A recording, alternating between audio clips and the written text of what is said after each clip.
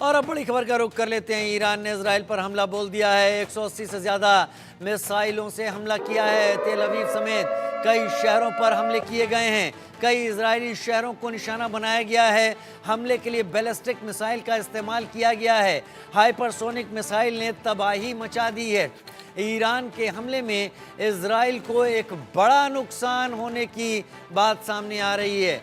Israeli Nevatim airbase पूरी तरह से तबाह कर दिया गया है। मिसाइल अटैक की जद में तेल अवीव है। कई इमारतों में आग मलबा फैला हुआ है, लेकिन अब तक ये जानकारी सामने नहीं है कि कितने लोग इन मिसाइल हमलों का शिकार हुए हैं। इजराइल अभी इस बारे में कैलकुलेट कर रहा है, चीज़ों को तौल रहा है। सही जानकारी आने पर यह पता चलेगा कि जानी नुकसान कितना हुआ है। लेकिन ईरान ने यह हमला इजराइल पर बैलिस्टिक मिसाइलों के जरिए किया है। लगातार जा रही बैलिस्टिक मिसाइलें, धमाके और विस्फोट इजराइल के अंदर देखे जा रहे हैं। से कुछ दिन पहले ही अमेरिका ने भी इजराइल को चेता दिया था कि ईरान ऐसा करने की तैयारी में है, और इजराइल के ऊपर यह हमला ईरान ने कर दिया है।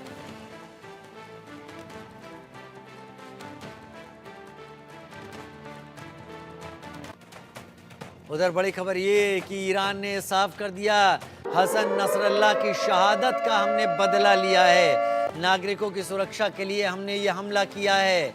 इस्माइल हानिया की मौत का भी हमने बदला ले लिया है। यानी ईरान ने एक तरीके से इस बात को इसके जरिए मान लिया कि इस्माइल हानिया जो कि हमास का चीफ था, हसन नसरल्ला जो हिजबुल्लाह का चीफ था, ये सब ईरान के इशारे पर, ईरान की बैकिंग पर काम कर रहे थे।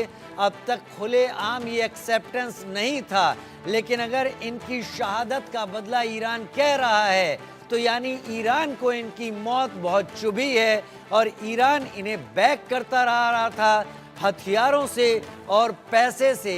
इजराइल के खिलाफ अब तक ईरान प्रॉक्सी वॉर इन्हीं दोनों के जरिए लड़ रहा था, लेकिन ऐसा लगता है कि ईरान ने महसूस कर लिया कि अब इस जंग में उसे ईरान के सामने आना पड़ेगा।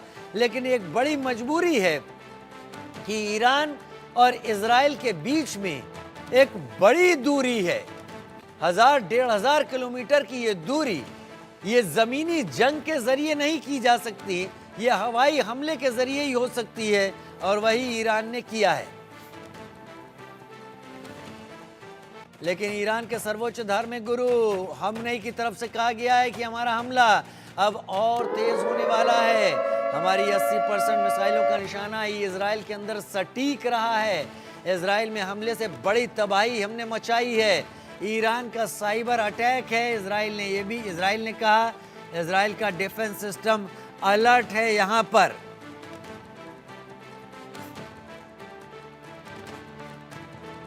बहुत सारी जानकारियां इस हमले से जुड़ी हुई धीरे धीरे सामने निकलकर आती हुई दिखाई पड़ रही हैं, जिसमें डिटेल चीजें समझ में आ रही हैं कि क्या किस तरीके से हुआ है। हालांकि इस हमले के बाद ईरान ने यह तय कर लिया है कि अब वो सीधे सीधे इजराइल से टकराएगा। मेजर जनरल अनुज माथुर मेरे साथ जुड़ गए हैं ज्यादा जानकारी के साथ। मेजर मोहम्मद अली शाह मेरे साथ जुड़ गए हैं।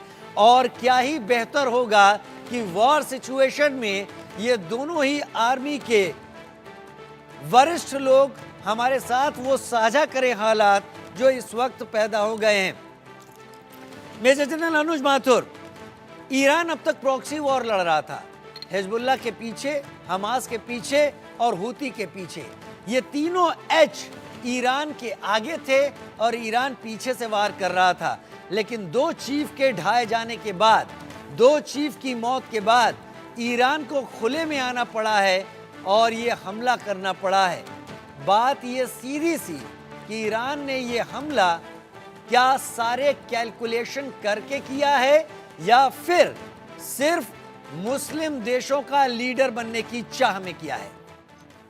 राजीव, देखिए, जब ईरान की परिस्थिति इस प्रकार की हो गई थी, एक के बाद एक, ये सिर्फ इस्माइल हानिया नहीं है या सिर्फ नसरल्लाह नहीं है, आप देखेंगे पिछले कुछ समय में कैसे सीरिया में उनके काउंसुलेट पर हमला होता है, कैसे उनके सीनियर लीडर्स को खत्म कर दिया जाता है और कैसे उनके हर जगह हर एक प्रॉक्सी के ऊपर लगातार हमले हो रहे हैं और लगातार कामयाब हमले हो रहे हैं। और आप देखेंगे कि हमास और हिजबुल्ला इन दोनों की जो लीडरशिप है, चाहे वो मिडिल लेवल लीडरशिप हो या सीनियर लेवल लीडरशिप हो, वह लगभग खत्म हो चुकी है। अब ईरान की समस्या, जैसा कि राजीव आप बता रहे थे थोड़ी देर पहले स्वयं, ईरान की समस्या यह है कि वो डायरेक्ट फिजिकल असॉल्ट इजराइल के ऊपर नहीं कर सकता। वो ज्योग्राफिकली सेपरेटेड एरिया है, इसलिए उसको अपने प्रॉक्सीज के ऊपर निर्भर होना था। लेकिन पिछले कुछ महीनों में इजराइल ने ईरान के प्रॉक्सीज की रेजिडुअल कॉम्बैट पावर को इतना डिमिनिश कर दिया, इतना उसके ऊपर नुकसान पहुंचा दिया कि अब ईरान के पास सिवाय इसके कि वो एक बड़ा हमला करे कोई चारा नहीं था। दूसरी बात यह है कि जिस प्रकार का एक्चुअली क्या हो रहा है कि ईरान का प्रयास ये है कि वो पूरे अरब वर्ल्ड को इकट्ठा कर ले और वो अरब वर्ल्ड का एक इस्लामिक लीडर बन करके उभर करके सामने आ जाए। राजीव, लेकिन ये मेरे को होता हुआ नजर नहीं आ रहा है, क्योंकि दो तीन इसके अंदर बातें हैं। सबसे बड़ी बात यह है कि जो सऊदी अरब है, सऊदी अरब अमेरिका के साथ दूरी और अमेरिका से दुश्मनी अभी अफोर्ड नहीं कर सकता। देखिए, इन लोगों को, अरब देशों को इस बात का गुमान हो गया है कि कैसे वो सिर्फ तेल के ऊपर या आतंकवाद के ऊपर आप अपनी इकोनॉमी को, आप अपने देश के सर्वाइवल को बेस नहीं कर सकते। इसलिए उनको इस बात का ज्ञान है कि आपको इंटरनेशनल रिलेशंस मेंटेन करने पड़ेंगे, ट्रेड करना पड़ेगा और आपको पार्टनर्स चुनने पड़ेंगे पूरी दुनिया में।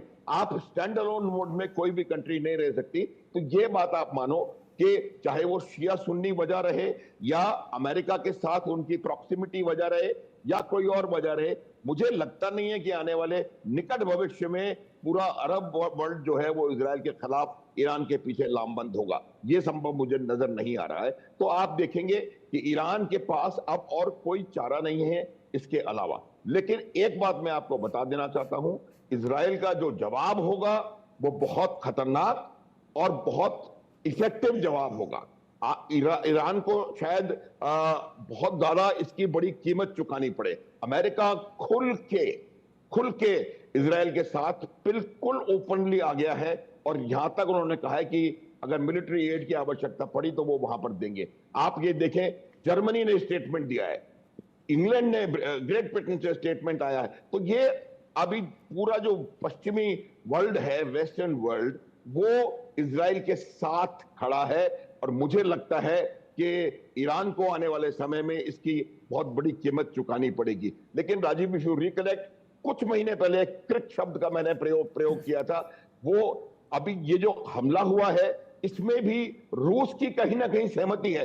रूस के वॉर जोन में, वॉर ऑफ रूम में कोई डिस्कशंस हुए हैं, इमीडिएटली उसके बाद इन्होंने किया है। तो ये जो दो धड़े बन के उभर करके आ रहे थे दुनिया के, मुझे लगता है कि वो खुले तरीके से एक दूसरे के आमने सामने आने वाले हैं और इस युद्ध का दायरा बढ़ने वाला है।